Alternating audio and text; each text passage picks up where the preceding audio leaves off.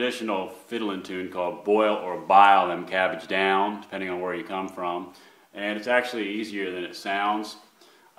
Basically, your fingers are going to be on the A string when you're playing, and you're just touching the E string. So you can do a lot of fiddle tunes by doing that. You can make things up if you're playing double stops, fingering one string and just droning on the other one.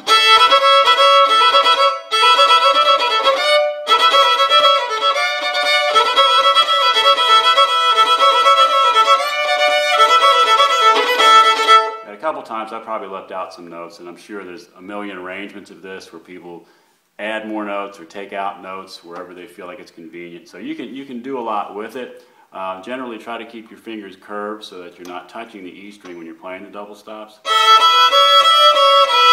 You might want to just practice playing and then maybe add the rhythm.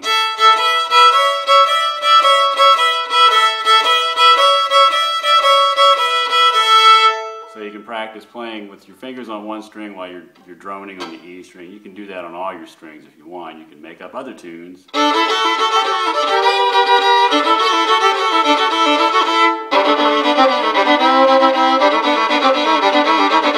So you can do the same thing.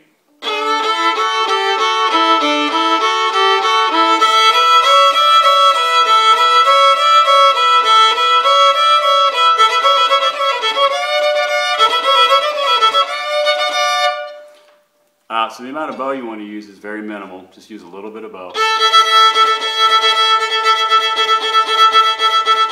For the most part, if you just try to avoid worrying too much about what your bow is doing, it's really, in fiddle tunes, your bow is not as important. I've seen very technically able fiddle players who are fantastic, and then I've seen those who just basically taught themselves. And the ones who taught themselves, I swear, sound better a lot of times because it's more free. So try to keep your bow middle bow and just let it go.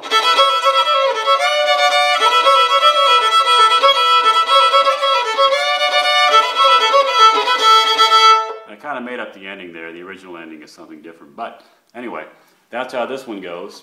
So practice your scales, of course, at all times. This one's in A major.